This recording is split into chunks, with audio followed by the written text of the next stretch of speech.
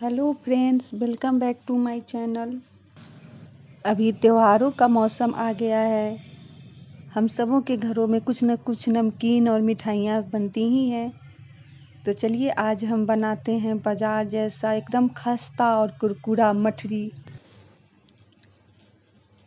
इस रक्षाबंधन में आप सब भी अपने अपने घरों में इस मठरी को ज़रूर बनाकर ट्राई कीजिए। इसको बनाकर ट्राई कीजिए, सच में बहुत ही परफेक्ट बनेगा। देखिए यह मसाला मठरी कितना खस्ता बना है, हाथ से छूते ही टूट जाता है। चलिए इसको बनाने की रेसिपी देखते हैं। इसे बनाने के लिए सबसे पहले हम आधा किलो मैदा एक बड़े बर्तन में ले लेंगे। उसमें हम 50 ग्राम सूजी मिलाएंगे, लगभग 2 बड़े चम्मच। फिर उसमें हम डालेंगे 2 चम्मच बेसन, वो भी लगभग 50 ग्राम। इन तीनों को हम एक साथ अच्छे से मिला लेंगे।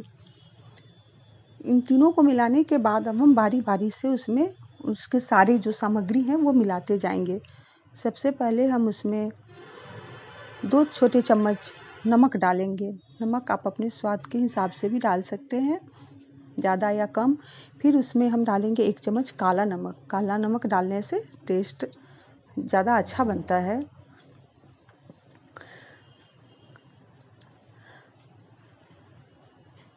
अब हम उसमें 2 चम्मच लाल मिर्च पाउडर डालेंगे। लाल मिर्च पाउडर डालने के बाद फिर हम उसमें मिलाएंगे 2 छोटा चम्मच अजवाइन, जिसको हम हाथ पर पहले से मसल लेंगे। मसल कर डालने से अजवाइन का स्वाद खुलकर आता है। फिर हम उसमें 1 चम्मच मंगरैला डालेंगे। इन सबको डालने के बाद लेंगे 2 छोटे चम्मच हम उसमें कसूरी मेथी डालेंगे। उसको भी हम हाथ पर अच्छे से मसल लेंगे। कसूरी मेथी को कभी भी बिना मसले हुए नहीं डालना चाहिए। मसल कर डालने से वो अपना स्वाद अच्छे से बिखेरता है। अब हम उसमें डालेंगे आधा चम्मच बेकिंग सोडा, कूटा हुआ गोल मिर्च। दरदरा गोल मिर्च को हम एक खल में रख के दरदरा कूट लेंगे और फिर उसको डालेंगे। फिर उसमें हम 1 चम्मच खड़ा जीरा डालेंगे, साबुत जीरा, उसको डालेंगे। 2 छोटा चम्मच चाट मसाला डालेंगे और अंत में हम उसमें 1 चुटकी हींग डाले हैं। इन सब को डालने के बाद अब हम उसमें डालेंगे घी या रिफाइन, वो भी लगभग 150 ग्राम। अगर कम लगे तो आप उसमें और मिला सकते हैं। इन तीनों को इन सारे मिश्रण को हम अच्छे से मिलाते जाएंगे हाथ से, और जब तक कि उसका लड्डू की तरह हाथ में वो हमारे बंधने ना लगे। अगर कम लगेगा तो घी रिफाइन हम और मिला सकते हैं। और फिर उसमें थोड़ा थोड़ा पानी डालकर उसको हम गूँथते जाएंगे। गूँथकर उसका हम एक टाइट डो तैयार कर लेंगे। डो मेरा नरम नहीं होना चाहिए, नरम होने से फिर मठरी मेरा खस्ता नहीं बनेगा, वो सॉफ्ट हो जाएगा। उसको हम 10 से 15 मिनट तक ढककर छोड़ देंगे। तब तक हम कढ़ाई में तेल गर्म होने के लिए रख देंगे।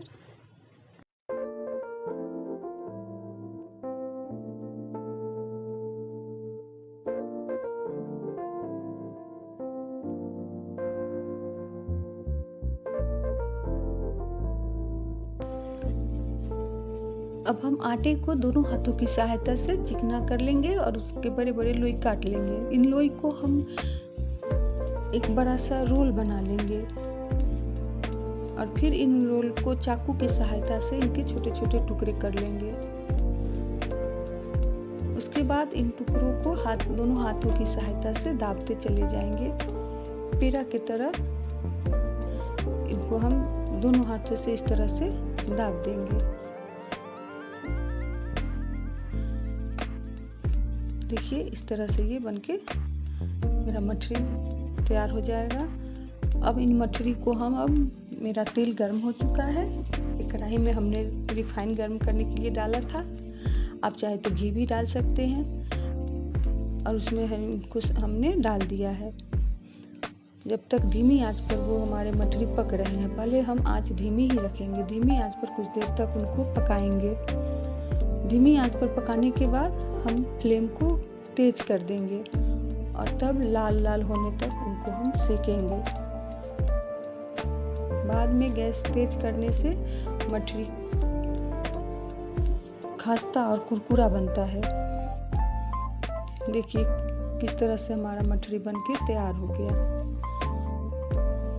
ये ध्यान रखिएगा कि गैस की फ्लेम हमेशा शुरू में कम और बाद में तेज करके हम उसको निकालें। देखिए इस तरह से एक एक करके सारे मछली मेरे तैयार हो जाएंगे।